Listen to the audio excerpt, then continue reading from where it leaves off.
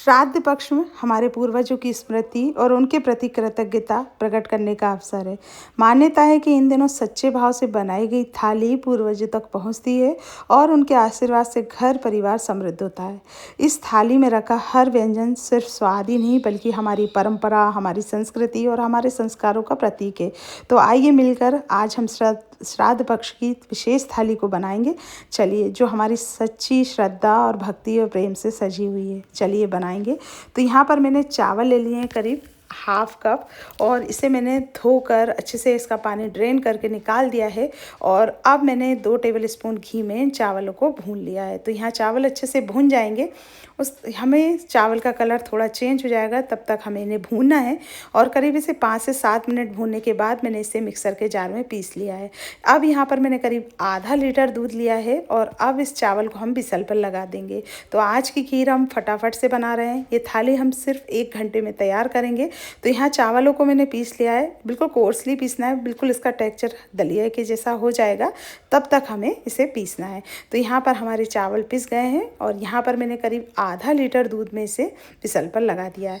ये देखिए विसल आ गई है, करीब 2 से मैंने 3 विसल पर इसे पका लिया है। चावल अच्छे से पक गए हैं। ये देखिए, मैंने आपको हाथ से भी चेक करके बता दूंगी, चावल बिल्कुल परफेक्ट पक गए हैं। इसे इस तरीके से चमचे से आप मिक्स कर लें और ये देखिए मिक्स हो गए चावल अच्छे से। और अब हम क्या करेंगे ना, इसमें दूध ऐड कर देंगे। तो चावल को अच्छे से मैश कर लें ताकि इसका एक एक कण कण अच्छे से मिक्स हो जाए और हमारी जो खीर है ना बिल्कुल रबड़ी जैसी बनकर तैयार होगी। तो यहाँ पर इस प्रोसेस से आप एक बार खीर बनाकर देखिएगा, बिल्कुल परफेक्ट बनेगी। और जब भी आपको जल्दी हो तो आप इस तरीके से खीर बना सकते हो जो झटपट तैयार हो जाएगी। यहाँ पर मैंने पूरा 1.5 लीटर दूध इसमें ऐड कर दिया है। तो यहाँ मैंने करीब पूरे 2 लीटर दूध से ये खीर को तैयार किया है। तो यहाँ पर ये 1.5 लीटर दूध मैंने बाद में ऐड किया। आधा लीटर दूध से मैंने बिसल पर इसे चावल को पका लिया था। इस तरीके से टोटल 2 लीटर दूध से हम इस खीर को बनाएंगे। तो यहाँ पर मैंने चावल को अच्छे से पका लेंगे हम, इसे करीब आधा घंटे से ज़्यादा लगेगा पकने में और इसका टेक्सचर बिल्कुल थिक होने लगेगा। अब यहाँ पर हम सब्जी कुक करेंगे। तो यहाँ पर घी से ही हम पूर्वजों की सब्जी बनाएंगे। तो पूर्वजों के लिए हम जो भी थाली बनाएंगे उसमें घी का ही उपयोग करेंगे, तेल का उपयोग नहीं करेंगे। तो यहाँ पर मैंने 1 टेबलस्पून घी डाल दिया है, साथ में 1 टेबलस्पून से भी कम मेथी डाल दी है, आधा टेबलस्पून जीरा ऐड कर दिया है। और अब हम इसकी क्वांटिटी के अनुसार इसमें मसाले ऐड कर देंगे। तो यहाँ पम्पकिन की सब्ज़ी बना रहे हैं। तो यहाँ कद्दू की सब्ज़ी बनाना बहुत ज़रूरी होती है। श्राद्ध पक्ष में कहते हैं कि कद्दू की सब्ज़ी ज़रूर बनाई जाती है।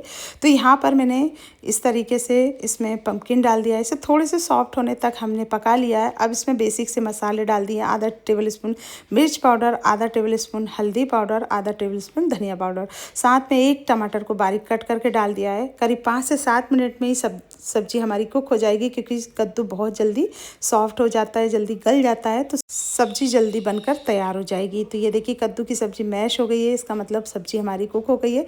सिर्फ मैंने भोग प्रसादी के लिए ही इतनी सब्जी की क्वांटिटी रखी है।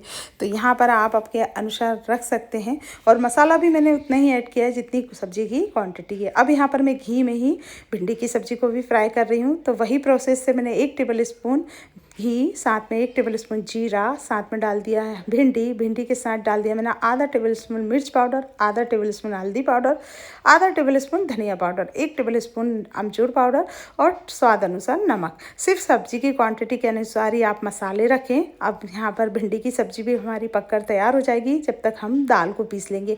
तो यहाँ उड़द दाल का यूज़ किया है। कहते हैं श्राद्ध पक्ष में उड़द के दाल के बड़े, दही बड़े ज़रूर बनाए जाते हैं। तो आप जब भी बनाएं ज़रूर बनाएं।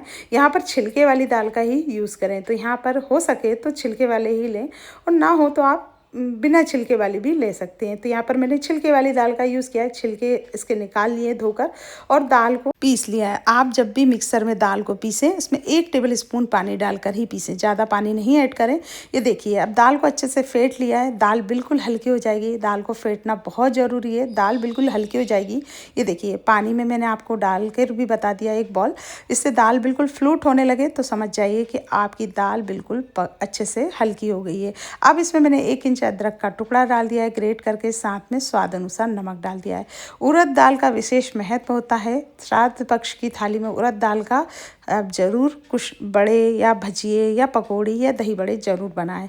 अब यहाँ पर मैंने मसाला तैयार कर लिया है सब्जी के लिए। तो मैं यहाँ पर आलू की झोल वाली सब्जी बना रही हूँ। तो यहाँ मैंने कुछ खड़े मसाले लिए हैं, जैसे 1 टेबलस्पून खड़ा धना, 1 टेबलस्पून जीरा, 4 से 5 लौंग, 4 से 5 काली मिर्च, साथ में सूखी लाल मिर्च, 1 टेबलस्पून काला नमक। सभी मसालों को पीस लेना है और इसे दरदरा कोर्सली पीसना है। बिल्कुल भंडारे जैसी हमारी सब्जी बनकर तैयार होगी। तो मसाला पीस कर साइड में रख लिया है। अब मैंने यहाँ पर गोल गोल बड़े इस तरीके से तल लिए हैं। बैटर की कंसिस्टेंसी परफेक्ट रखिएगा तो आपके बड़े बिल्कुल परफेक्ट बनकर तैयार होंगे। अब यहाँ पर मैंने बैटर को अच्छे से फेंट लिया था, तो देखिए बैटर से ही हमारे बड़े बिल्कुल परफेक्ट बने हैं।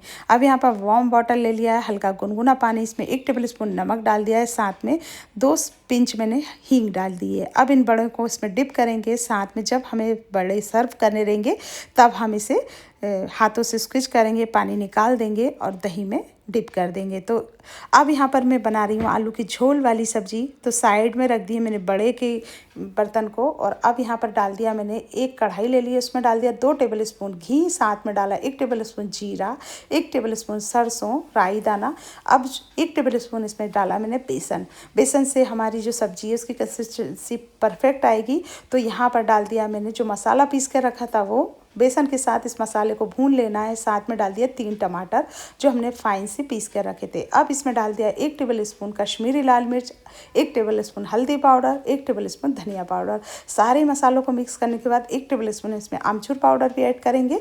और अब हम इसमें गरम मसाले का यूज़ बिल्कुल नहीं कर रहे हैं, हम बिल्कुल सात्विक थाली बना रहे हैं। तो यहाँ पर मैंने डाल दिया इसमें आलू, बॉइल्ड किए हुए आलू ऐड कर दिए, साथ में स्वाद अनुसार नमक ऐड कर दिया है। नमक कम ही डालें क्योंकि हमने इसमें काला नमक भी ऐड किया था। तो यहाँ पर नमक की क्वांटिटी आप कम रखें। अब ये देखिए सब्जी को सेमी ग्रेवी में रखा है मैंने। और अब यहाँ पर ये देखिए खीर भी हमारी बॉइल्ड हो गई है। तो अब इसमें चीनी डालेंगे। तो यहाँ पर मैंने करीब 1.5 कप चीनी का यूज़ किया है। आपको जितना मीठा पसंद हो आप उसमें ऐड कर सकते हैं, पर खीर ज़्यादा मीठी अच्छी नहीं लगती, तो सिर्फ मैंने 1.5 कप चीनी ही का ही यूज़ किया है। अब इसमें साथ में आप इलायची पाउडर ऐड कर दें। इसके साथ ही जो आपका मनपसंद ड्राई फ्रूट है वो ऐड कर दें। मैंने बाद में ऐड कर दिया था इसमें ड्राई फ्रूट। अब यहाँ पर बेसन के बैटर को मैंने घोल लिया है। इसमें गिलकी की स्लाइसेस को डाल दिया है क्योंकि इसमें प्याज लहसुन का यूज़ नहीं होगा। तो यहाँ पर मैंने गिलकी के भजिए बनाकर भी तैयार कर दिए। कहते हैं श्राद्ध पक्ष में गिलकी के भजिए ज़रूर लगाए जाते हैं, इसका भोग तो यहाँ पर ज़रूर बनाए जाते हैं। तो मैंने इसका भी भोग लगा लिया है। ये गर्मा गर्म मैंने घी में पूड़ियाँ भी फ्राई कर दी है। तो ये रही हमारी श्राद्ध पक्ष की थाली पूरी कंप्लीट है। कहते हैं श्राद्ध पक्ष में 16 दिन पूर्वजों के रहते हैं। तो आप 16 दिनों में कभी भी इन श्राद्ध पक्ष की थाली को बनाकर अपने पूर्वजों को भोग लगा सकते हैं। इससे हमारे पूर्वज प्रसन्न होते हैं और अपना आशीर्वाद प्रदान करते हैं। तो इस तरीके से मैंने अपने पूर्वजों को थाली आज बनाकर श्राद्ध की ये थाली पूरी बनाकर भोग लगा दिया। तो आई होप आपको ये थाली पसंद आई होगी। तो प्लीज़ कमेंट्स में ज़रूर बताइएगा और अगर आपने नहीं बनाई तो आप भी ज़रूर बनाइएगा। फिर मुलाकात होगी आपसे नेक्स्ट वीडियो में नेक्स्ट रेसिपी के साथ। Bye bye, take care.